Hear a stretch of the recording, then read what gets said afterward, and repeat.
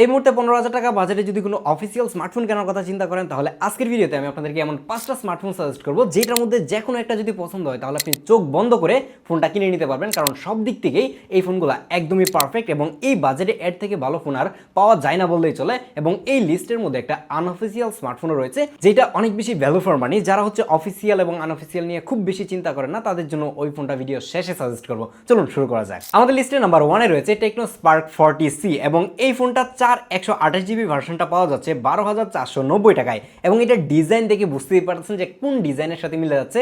হ্যাঁ, আইফোন 13, 14 এবং 15 সাথে কিন্তু এটা ডিজাইন মিলে যাচ্ছে এবং ডিজাইনটা আমার কাছে মনে হয় যে ম্যাক্সিমাম মানুষজনের কাছেই ভালো লাগবে এবং আমার কাছে পার্সোনালি এটার ডিজাইনটা ভালোই লেগেছে।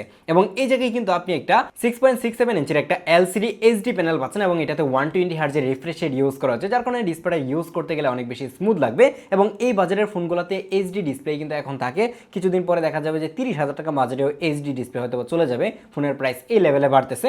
এবং এইটার মধ্যে কিন্তু প্রসেসর হিসেবে ইউজ করা হচ্ছে মিডিয়াটেক হেলিও G81 এবং G81, G100, G200 এগুলোর পারফরমেন্স একদমই সিমিলার বলতে পারেন, 19-20 ডিফারেন্স, যার কারণে পারফরমেন্স কিন্তু অনেক ভালো পাবেন। এবং এই বাজেটের মধ্যে যতগুলো ফোন রয়েছে ম্যাক্সিমাম ফোনগুলোর মধ্যে সেম এসওসি ইউজ করে থাকে, যার কারণে পারফরমেন্স কিন্তু এভারেজলি ঠিকঠাকই পাবেন। আর এই ফোনটিতে মেন ক্যামেরা হিসেবে ইউজ করা হয়েছে 13 মেগাপিক্সেলের একটা মেন ক্যামেরা এবং একটা 8 মেগাপিক্সেলের ফ্রন্ট ক্যামেরা এবং ক্যামেরার আউটপুট মোটামুটি ভালোই বলবো। এই বাজেটের ফোন থেকে আমরা এই ধরনের ক্যামেরায় কিন্তু পেয়ে থাকি, কিন্তু ব্যাটারির জায়গায় কিন্তু তারা একটা বিশাল বড় ব্যাটারি দিয়ে দিছে, 6000 mAh এর ব্যাটারি। এবং এই ব্যাটারি দিয়ে আপনি মোটামুটি 2 দিনের মতো অনায়াসে কিন্তু ব্যাটারি ব্যাকআপ পেয়ে যাবেন, কারণ এই যে এসএসডিটা রয়েছে এবং যে ডিসপ্লেটা সেটা খুব বেশি একটা পাওয়ার হাঙ্গি না, যার কারণে কিন্তু লং টাইম ধরে একটা ব্যাটারি ব্যাকআপ আপনি এটা থেকে পেয়ে যাবেন। দেন আমাদের লিস্টের নাম্বার 2 তে রয়েছে ইনফিনিক্স স্মার্ট 20 এবং এইটার 464 জিবি পাওয়া যাচ্ছে 14,999 টাকায়।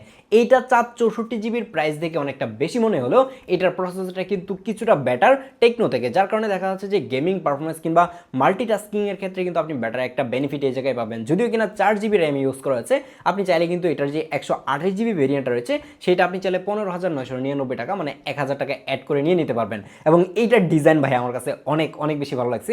রিসেন্টলি আমরা রিভিউ করেছিলাম 60,000 টাকা দামের অনর 600, যেটার সাথে ডিজাইন মিলে যাচ্ছে আইফোন 17 প্রো ম্যাক্সের সাথে ডিজাইন কালার সব কিছুই মিলে যাচ্ছে, যার কারণে আপনি একটা লাক্সারিয়াস ফিল পাবেন। এবং এই জায়গায় কিন্তু ডিসপ্লে হিসেবে তারা দিয়েছে হচ্ছে একটা 6.78 ইঞ্চির আইপিএস এলসিডি প্যানেল এবং এটার মধ্যে 120 হার্জের হায়ার রিফ্রেশ রেট রয়েছে।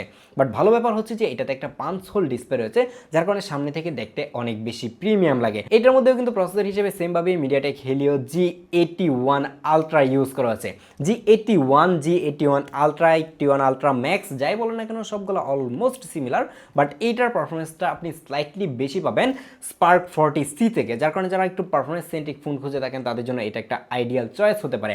বাট যখন আপনি ক্যামেরার দিকে আসবেন তখন কিন্তু এটা অনেক অনেক বেশি পিছিয়ে থাকে, কারণ এটার ফ্রন্ট ক্যামেরা এবং এর যে মেইন ক্যামেরা রয়েছে দুইটার মধ্যে একটা 8 মেগাপিক্সেলের ক্যামেরা ইউজ করা হয়েছে, যার কারণে অ্যাভারেজ একটা আউটপুট পাওয়া যাচ্ছিল আর 1080p বেশি ভিডিও করা যাচ্ছিল না, আর অনেক লিমিটেশন ক্যামেরাতে রয়েছে, যার কারণে ক্যামেরা সেন্ট্রিক ফোন যদি খুঁজে থাকেন তাহলে এটাকে আমি বলবো যে অ্যাভয়েড করাই কিন্তু ভালো। নাম্বার 3 তে আপনাদেরকে যেই ফোনটা সাজেস্ট করবো এটার প্রাইস কিন্তু এই লিস্টের মধ্যে সব থেকে কম বলতে পারেন এবং এটা মোটামুটি ভ্যালু ফর মানি বলা চলে। এটা হচ্ছে নুভিয়া A76 যে ফোনটা রয়েছে সেটা, এবং এটার 128 জিবি ভেরিয়েন্টটা কিন্তু পাওয়া যাচ্ছে 13,500 টাকায় এবং এই লিস্টের মধ্যে সব থেকে কম দামি ফোন এটাই বলতে পারেন। বাট ডিজাইনের দিক থেকে কিন্তু ভাই এটা লাখ টাকার ফোনের ডিজাইন, 17 প্রো ম্যাক্সের সাথে এটা ডিজাইন মানে একদম কম্পেয়ার করতেছে এরকম একটা অবস্থা। আপনি যদি এই ধরনের কোনো লাক্সারিয়াস ডিজাইন পছন্দ করে থাকেন তাহলে আই থিঙ্ক যে এটা আপনার কাছে অনেক বেশি ভালো লাগবে। যাই হোক, এটা হার্ডওয়্যারের দিকে আমরা একটু তাকাই। এখানে কিন্তু প্রসেসর হিসেবে ইউজ করা হয়েছে ইউনি এসওসি T7250 যে এসওসিটা রয়েছে সেটা, এবং এই লিস্টের মধ্যে ইউনি এসওসির ফোন শুধুমাত্র এইটাই।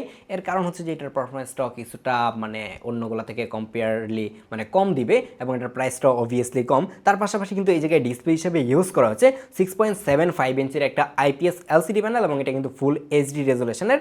ফুল এইচডি হলেও কিন্তু এটাতে 90 হার্জের হায়ার রিফ্রেশ রেট রয়েছে, বাট এই 90 হার্জটা খুব বেশি একটা আপনি ফিল করতে পারবেন না, মনে হবে যে আপনি একটা মানে 60 হার্জের ডিসপ্লে ইউজ করতেছেন, কারণ এমনিতেই যেই মানে বাজেট রেঞ্জের ফোনগুলোর 120 হার্জ ইউজ করলে মনে হয় যে মাঝে মাঝে 60 হার্জ ইউজ করতেছি এরকম একটা অবস্থা। তো সেই জায়গায় এটাতে খুব বেশি একটা হায়ার রিফ্রেশ রেটের ফিল কিন্তু আপনি পাবেন না। বাট ব্যাটারি ব্যাকআপের দিকে কিন্তু কোনো অবস্থাতেই তারা কম্প্রোমাইজ করে নাই। এই জায়গায় কিন্তু বিশাল বড় একটা ব্যাটারি দেওয়া হয়েছে 5000 mAh এর। এখন আপনি বলতে পারেন যে 5000 mAh এর ব্যাটারি তো মানে এই কম্পেয়ারিজন কিংবা এই প্রাইসের মধ্যে মানে এটা নর্মাল হয়ে গেছে। নর্মাল হলেও দেখা যাচ্ছে যে সিলিকন কার্বনের যে ব্যাটারিগুলো রয়েছে সেগুলো 7000 mAh এর সাথে কিন্তু এই 5000 mAh খুব ইজিলি কম্পেয়ার করতে পারে। আর যেহেতু এটাতে ইউনি এসওসির প্রসেসর ইউজ করা হচ্ছে, যার কারণে দেখা যাচ্ছে যে এটার যে ব্যাটারি ব্যাকআপটা সেটা আলটিমেটলি অনেক বেশি পাওয়া যাবে। এটা কিন্তু আবার ক্যামেরার দিক থেকে ইনফিনিক্সের ফোনটা থেকে অনেক বেশি এগিয়ে থাকে, কারণ এই জায়গায় মেন ক্যামেরা হিসেবে ইউজ করা হয়েছে একটা 50 মেগাপিক্সেলের ক্যামেরা, এবং এর যে ফ্রন্ট ক্যামেরা রয়েছে সেই জায়গায় একটা 8 মেগাপিক্সেলের ক্যামেরা ইউজ করা হয়েছে। যার কারণে যারা 15,000 টাকারও নিচে মানে 13,000 টাকা বাজেটে ক্যামেরা সেন্ট্রিক ফোন খুঁজে থাকেন তাদের জন্য এটা একটা বেটার চয়েস হতে পারে। যদিও কিনা 50 মেগাপিক্সেল শুনে বেশি মনে হচ্ছে, বাট আলটিমেটলি দেখা যাচ্ছে যে ক্যামেরার যে আউটপুটটা সেটা 13 মেগাপিক্সেল কিংবা 12 মেগাপিক্সেলের যে আউটপুটগুলো রয়েছে সেইগুলোর মতোই অ্যাভারেজ একটা আউটপুট কিন্তু এই জায়গা থেকে আপনারা পাবেন। আর এর বক্সের মধ্যে কিন্তু 22.5 ওয়াটের একটা ফাস্ট চার্জার থাকবে, যেটা দিয়ে আপনি 5000 mAh এর ব্যাটারিটাকে মোটামুটি 1.5 ঘন্টার মধ্যেই কিন্তু ফুল চার্জ করে ফেলতে পারবেন। নাম্বার 4 আপনাদেরকে যে ফোনটা সাজেস্ট করব এইটা হচ্ছে যে একদম জাতীয় ফোন বলতে পারেন। এই বাজারে চোখ বন্ধ করে কিনে নেওয়ার মতো ফোন, কিন্তু চোখ বন্ধ করে আপনি কিনতে পারবেন না, এর কারণ হচ্ছে এটা ম্যাক্সিমাম জায়গা থেকে স্টক আউট হয়ে গেছে এবং আপনি হয়তো বা খুঁজলে কিছুটা পেতেও পারেন। যার কারণে এই ফোনটা এই লিস্টে রেখেছি এবং স্পেসিফিকেশনের দিক থেকে খাতা কলমে এই ফোনটা অনেক অনেক বেশি এগিয়ে আছে। কথা বলছিলাম Helio 45 কে নিয়ে, যেটার 128GB 14,999 টাকায় পাওয়া যাচ্ছে এবং এই বাজারের মধ্যে 6GB র্যাম এবং 128GB ইন্টারনাল স্টোরেজওয়ালা ফোন কিন্তু শুধুমাত্র এইটাই। যার কারণে এই ফোনটাকে এত বেশি এগিয়ে রাখছি। শুধুমাত্র র্যাম এবং রোমই বেশি দিয়ে বসে থাকে না, এই জায়গায় কিন্তু ভালো একটা প্রসেসর ইউজ করা আছে মিডিয়াটেক Helio G81 যে এসএসডিটা রয়েছে সেইটা, যার কারণে কিন্তু এটার পারফরমেন্সও অনেক বেশি ভালো পাওয়া যায়। অলসো এটার ক্যামেরাও কিন্তু ভাই একদমই পিছিয়ে নাই। এটার মধ্যে মেইন ক্যামেরা হিসেবে ইউজ করা হয়েছে 32 মেগাপিক্সেলের একটা ক্যামেরা, যেটার অ্যাপারচার f2.0, যদিও কিনা অ্যাপারচারটা একটু বেশি মনে হচ্ছে, বাট এটার ক্যামেরার আউটপুট কিন্তু মোটামুটি ভালোই। বাট ফ্রন্ট ক্যামেরাতে ইউজ করা হয়েছে একটা 50 মেগাপিক্সেলের ক্যামেরা, যেটা এই বাজেটে চিন্তাই করা যায় না যে একটা ফ্রন্ট ক্যামেরা এত ভালো দিয়ে দিছে। বাট আলটিমেটলি আউটপুট যদি আপনি দেখেন তাহলে দেখবেন যে 12 মেগাপিক্সেলের মতোই লাগতেছে, কিন্তু প্রচুর পরিমাণে ডিটেল এবং শার্পনেস কিন্তু এর পিকচারে রাখতে পারে। যার কারণে যারা পারফরমেন্সের পাশাপাশি ক্যামেরা সেন্ট্রিক ফোন খুঁজছিলেন এই বাজেটের মধ্যে তাদের জন্য এটা একটা আইডিয়াল চয়েস হতে পারে। অলসো এই জায়গায় কিন্তু ডিসপ্লে হিসেবে ইউজ করা হচ্ছে 6.67 ইঞ্চের একটা IPS LCD প্যানেল এবং এইটাও কিন্তু 120 হার্টজ সাপোর্ট করে। আর এটা যদিও কিনা এইচডি রেজুলেশন, এবং এই বাজেটের প্রত্যেকটা ফোনের মধ্যে এইচডি রেজুলেশন থাকবে, এটা একদমই নর্মাল। আর হচ্ছে যে এইটা আমার কাছে ভাই অস্থির একটা জিনিস লাগছে।